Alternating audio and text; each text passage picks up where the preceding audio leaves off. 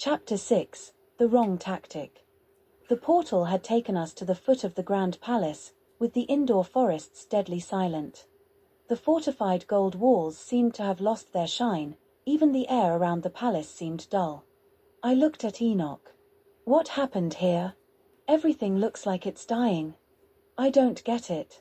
Even the building looks like it's dying. Enoch darted me a glance. He cleared his throat before saying, "Ever since Lord Osriel gave his life to save yours, the palace has been dying. The palace was connected to Osriel's own life force, but now it's looking for a new king to serve, and because we already have our own palaces, the palace won't accept us. So, the next best thing is you, Dina, or the filthy pirate. I personally would choose none of you, but if we lose this palace, Ammon can take it for himself. So, make your choice. Who will bond with the palace?" The palace rumbled slightly and shifted slightly. Suddenly the floor began to crumble and reassemble itself.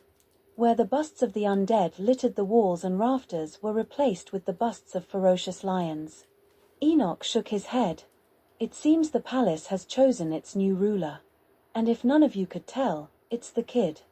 I would like to be the first to welcome you home, my lord."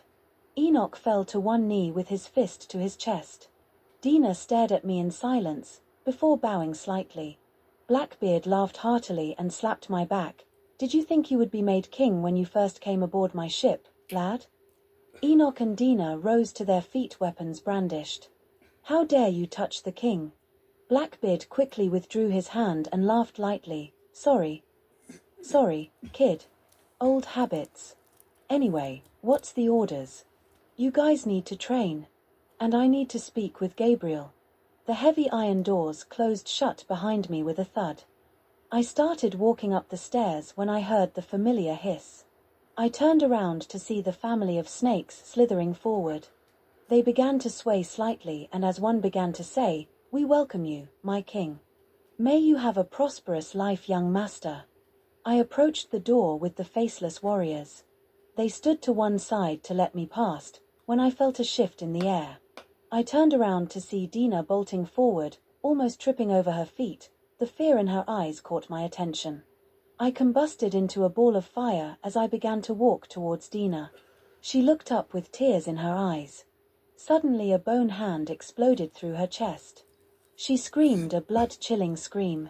The faceless warriors sprang forwards, blades spinning. I reached for Dina's hand when she was pulled back. I burst forward with a flash of speed, hatred fueling my movement. I grabbed the skeleton that tried to run, and I crushed its bones in one swipe. Dina looked up at me and smiled. I scooped her up and barged into the infirmary. Miasma peered over his spectacles at me and Dina. "Place her onto the next bed, and I will begin working on her immediately. Meanwhile, I think Master Gabriel has something for you." Miasma smiled slightly and nodded towards Gabriel's bed. I approached Gabriel, who greeted me warmly. "Tell me, child, how do I look?" "Better, I hope." I looked at Gabriel and began to cry. "I'm sorry, Gabriel. I nearly killed you. And I turned you into a demon. I didn't mean to. I tried to heal you. I corrupted your mind." Gabriel shushed me with a look. "No. You healed me enough that I didn't die. Whatever I said when I wasn't myself. I'm sorry. Ammon got to me. When I was between life and death, he corrupted my mind. That's the power he has. That's his artifact. He stole the crown of the Messiah when the first palace was established. That's why he is dangerous. He can control the minds of others or corrupt them. Which is why we needed a champion that was pure of heart to counter his effects. I had something brought down from my chambers. These were my first set, and they served me well." I pulled the sheet of the rack, and nestled snugly inside was the wings of Gabriel. I looked back at Gabriel with a tear rolling down my cheek. "Thank you, Gabriel." My sentence was stopped short when I heard the distinct sound of gunshots. I touched the wings, and they vanished in a flash of light. The light enveloped me in its heavenly glow. The glow sparked and exploded. The wings curled from my back like they had always been there. I flapped my wings lightly and I began to rise off the floor. I readied my gaze and was about to fly out when Dina said, "Please be careful, brother. Come back in one piece." I nodded, and replied, "You better rest up. I think I may need you in this battle." I zipped out of the window and flew down to the commotion. Hordes of the damned shuffled forth, groaning menacingly. I landed at the front of the gates and bellowed, "Guards, to your stations. We're under attack." The battlements suddenly teemed with the faceless warriors, rifles pointed at the invading army. I launched myself forward when I hit something. I shook my head, slightly dizzy. My third eye flashed open and I saw it. There was an invisible wall in front of me. The ground split open behind me and Enoch emerged from the earth, eyes ablaze with fury. "Someone's eager to challenge you, my lord. Your orders." I glanced at Enoch and said, "Coat your fist with metal and punch with all your might straight ahead." Enoch looked puzzled but did it nonetheless. The sound of shattering glass echoed throughout the palace. And behind the glass were creatures the size of buildings. And leading them was a beast that was so big it blotted out the sun. Eyes covered its head and its fleshy purple body convulsed violently. Blackbeard's shadow stepped by my side and saw the creature. He froze up and began backing away. The creature's eyes locked onto Blackbeard and a deep rumbling noise came from the creature. "Guinea pig, is that you? My old servant has come to defy his master yet again. Some things never change. You see, guinea pig. If you had stayed with me, you would be at full strength. Much like your brothers. Of course, they are all stronger than you now because you left. Have a taste, won't you?" A squadron of undead shuffled forward, each with a heavy scent of evil. Blackbeard looked at me and slumped to the floor.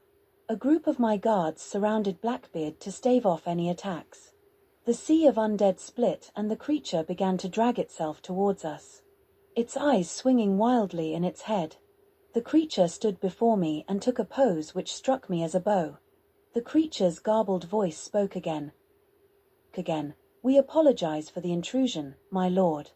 But the King Ammon would like a word." The creature squelched to the side and a portal had opened behind it. A voice came from inside. "Boy, you think because the palace chose you, I can't take it from you. Your futile attempt to gather your strength is failing. You won't be able to gather the rest of the artifacts if you're dead, can you now, my boy?"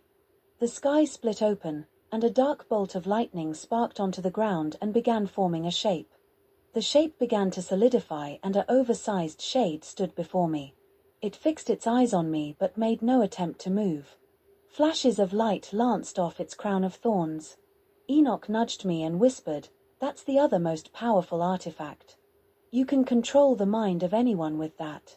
I snapped my fingers and Enoch and Blackbeard were whisked inside the palace. As soon as Enoch and Blackbeard were out of the way, the shade faded forward in short bursts. I jumped back slightly and realized my mistake. The shade materialized behind me and quickly grabbed my skull in one hand. The shade laughed tauntingly.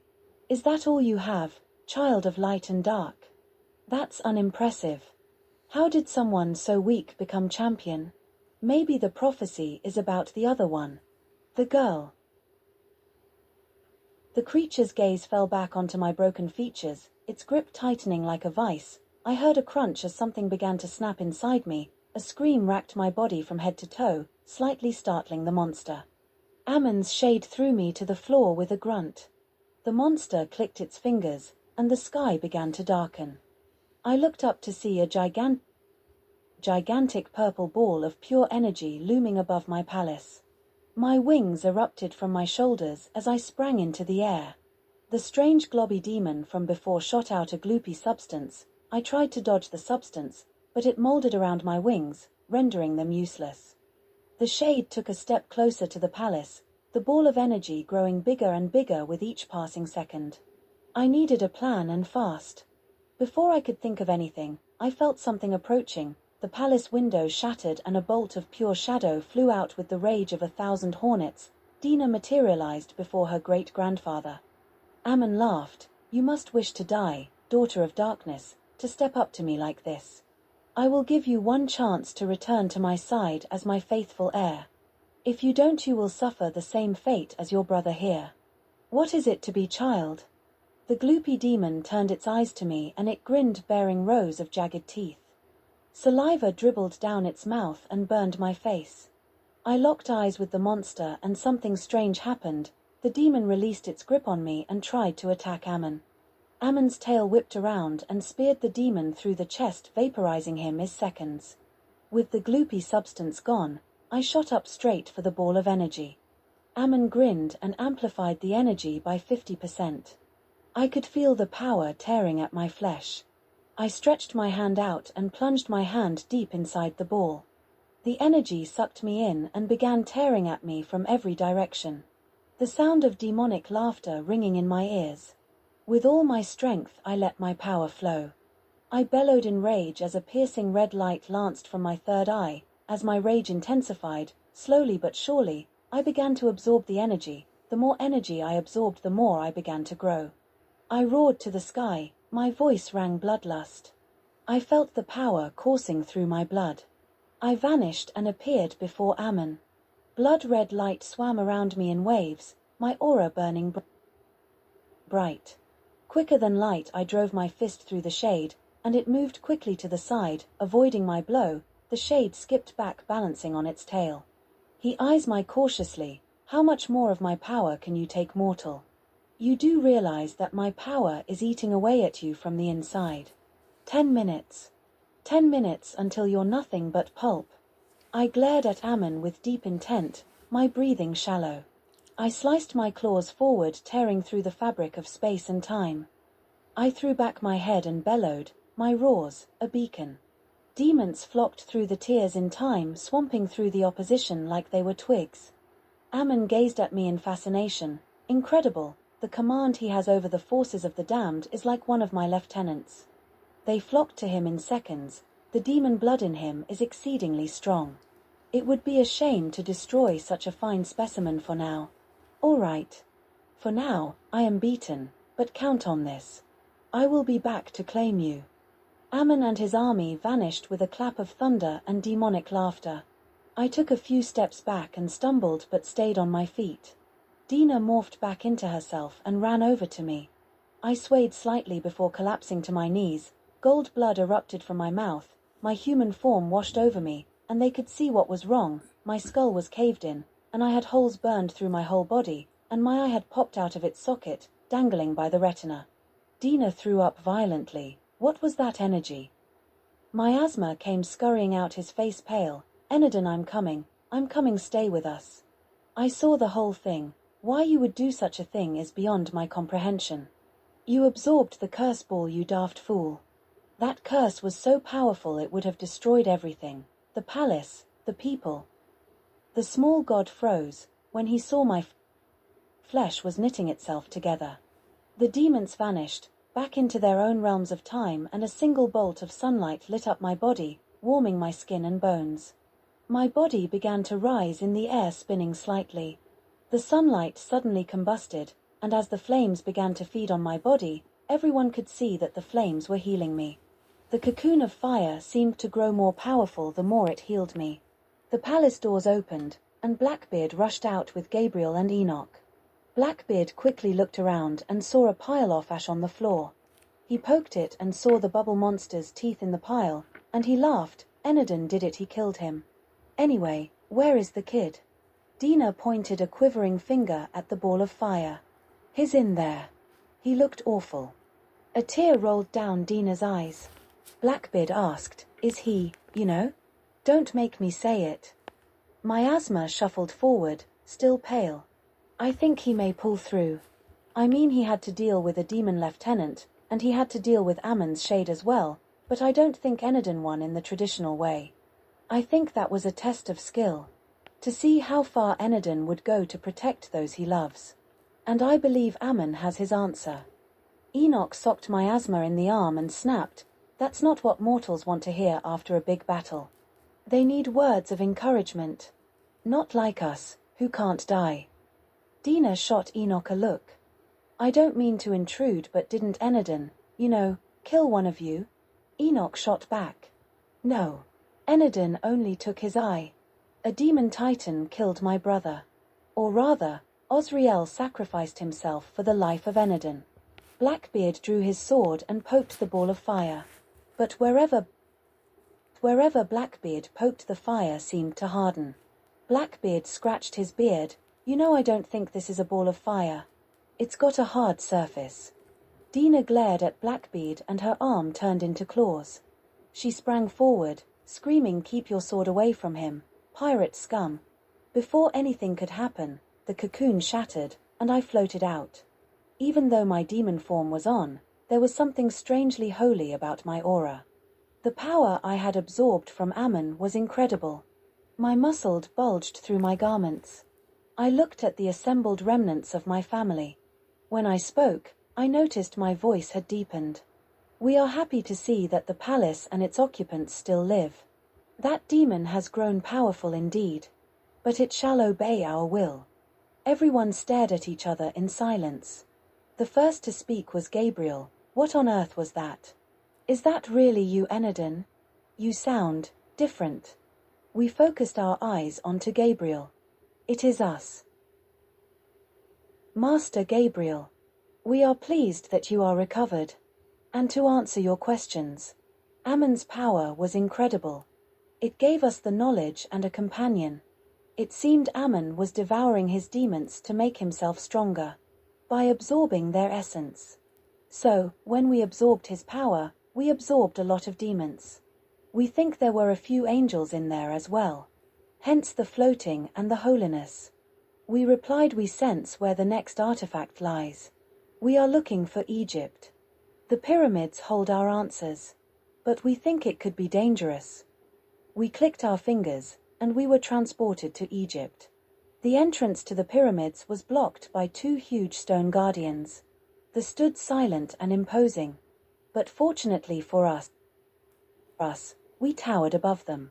Gabriel stepped forward and waved a hand at the stone guardians. The guardians moved slightly and a voice called out, "Do my eyes deceive me, uncle? You have brought me another high demon to meet judgment." Gabriel cleared his throat. "Not exactly, your highness. This is the child from the prophecy."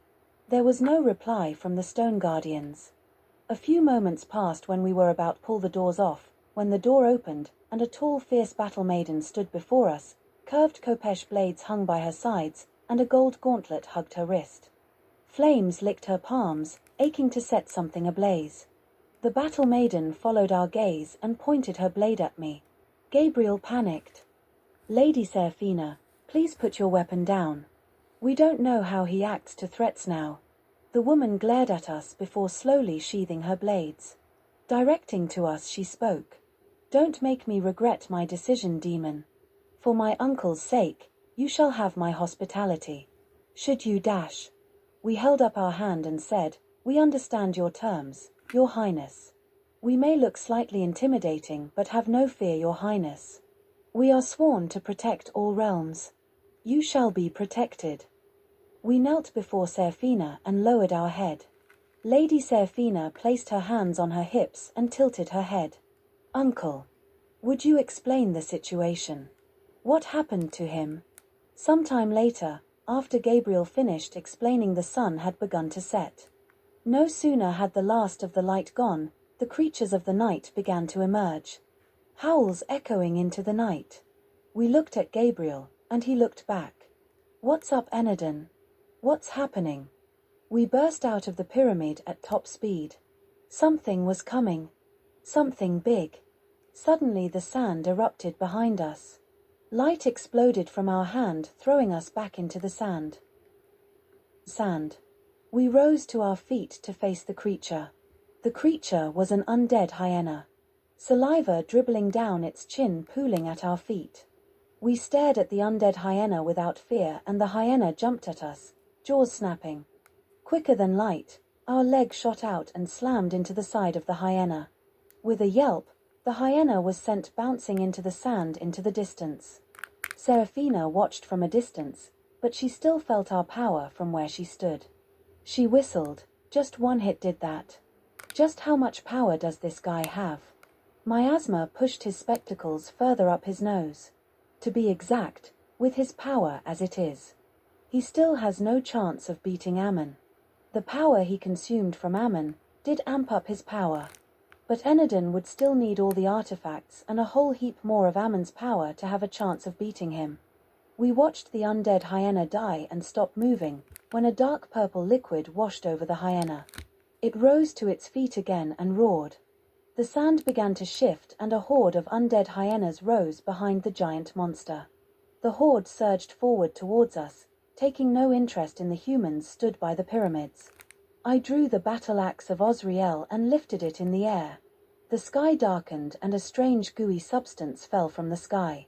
Wherever the drops fell, an undead soldier rose. Seraphina watched in horror as the undead rose.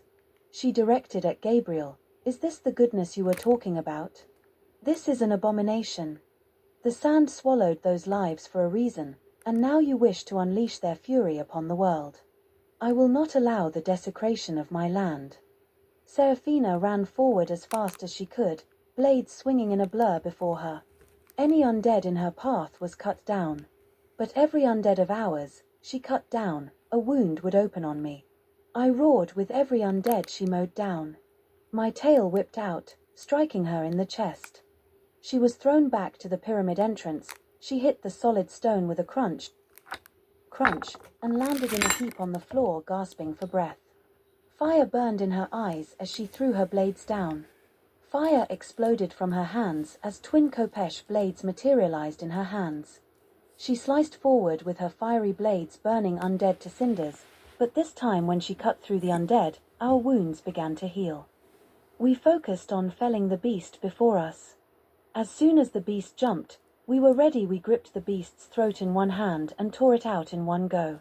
The undead hyena sank to the floor and rose again. We pointed a finger at the beast and demons tore it to shreds in seconds, leaving nothing behind. We turned our gaze onto the raging battle maiden and said, "The hyena won't be bothering you again, your highness. And we will return your lives back to the sands where they came from. Like we said, we don't wish you or your home harm. Our mind has been opened. We may look like a demon, but our intentions are pure. Under this facade we have human flesh." Dina looked over at us and we could see the question on her face. But she voiced it anyway. "What happened to your voice? I can't get over how it sounds now." We replied, "Our voice is like this, because there are several of us here. We talk through the boy." Dina challenged, "But I haven't heard my brother's voice since you went into him. We want to talk to him. Not you." We paused for a moment. "We don't understand your request, Miss Dina. You are talking to us. We are your brother."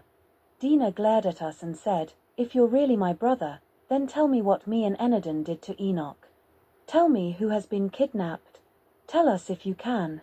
We looked at Dina, and we replied slowly, "You ripped out Enoch's heart with the shadows you wield like a master.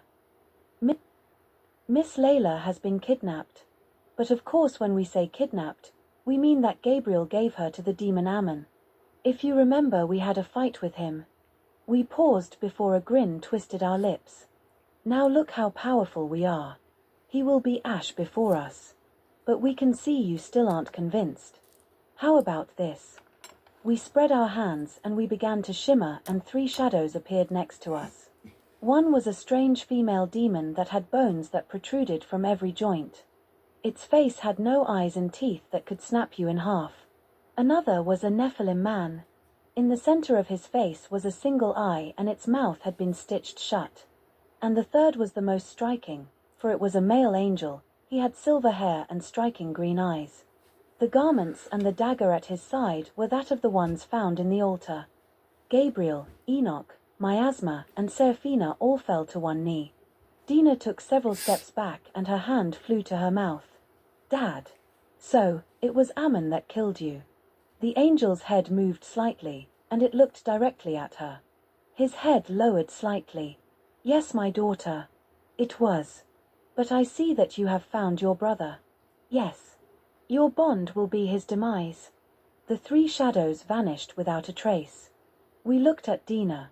"Now do you believe us? We are still your brother." Dina's arm morphed into claws and she slashed forward, screaming, "Let's see how strong you really are." We cocked our head to the side and shook our head. You won't survive. Our power is designed to be on par with that of the strongest mortals and beings on Earth. You haven't fully healed and you wish to battle the best. No. There is no honor in fighting someone in a weakened state. Dina shook her head. There's no need. I know my brother well enough to know that he wouldn't fight us even if he wanted to. You accepted the challenge. You basically said that if I was healed you would fight. So, I have my answer. Dina turned her back on us and began to walk away. We launched ourselves forward and appeared right behind her. She whirled around and defensively struck out. We parried her attack and threw our arms around her. She tensed her body, then relaxed. Then pushed us away. No, don't touch me. We nodded slowly and floated back to our original position. Gabriel was scrutinizing us closely. He crushed a feather in his hand and walked up to us. He blew the feather dust in our face. We sneezed and suddenly the shadows stood before us yet again. The female demon hissed. We know what you are. Angel. You shall not play your tricks on us. Rigel will teach you that. He was your superior, was he not? Rigel stepped forward and thrust out his hand. Gabriel doubled up and fell back a few steps. Rigel shook his head and kicked Gabriel in the side, sending him crashing into the wall. Gabriel rose to his feet, his eye half closed, clutching his arm. Dina leaped in front of Gabriel and snapped, "What are you doing, old man?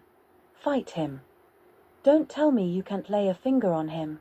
That's not my father anymore. Or your superior. This husk is nothing. It's basically a demon wearing an angel's skin." Rigel leaped forward and grabbed Dina by the throat and threw her into the wall, then advanced onto Gabriel. He grabbed Gabriel's head and began to squeeze when suddenly, with my little humanity, I managed to grab the shadow and I bit its head off. The shadow dissipated into dust. The female demon glared at me in horror. "You killed him." Screaming, she jumped onto the ceiling and sped towards me, her features convulsing. Her mouth widened and she snapped her jaws towards me. I grabbed her lips and tore them off, then I clamped my jaws onto her head and gobbled her whole. The last demon fell to his knee and thumped his chest. "I am yours to command. I will never betray you, your highness." The demon seemed to solidify, and I replied, "Rise, Goliath. I promote you to be my right-hand man. Where I go you go." Goliath bowed his head. Seraphina drew her blades and leveled it at Goliath. "By the power bestowed upon me, grant me the means to destroy this abomination." Her eyes flared burning crimson as her blade was coated in a fire so hot it could cleanse everything unholy. I exhaled breath as cold as the grave, quelling her fire instantly. "I will not allow you to harm him. I killed the others because they mean harm. If that's what he had intended, surely he would have joined in with their treason." Seraphina's blade burst into flames once again. "Please put your weapon down, Seraphina." Gabriel lay a hand on her shoulder. "If the demon tried anything, there's all of us against him. And I'm sure Enadin has a reason for keeping him. How about instead you tell us how to get our hands on your artifact?" Seraphina stared at Gabriel and laughed. "You want me to put my artifact and my trust in a demon? No, I can't do that. That's against everything I stand for. You were pushing your luck when you asked me to give him my hospitality, but now I have an extra demon wandering my palace and now I find out you want my artifact. How do I know it's going to be in good hands?"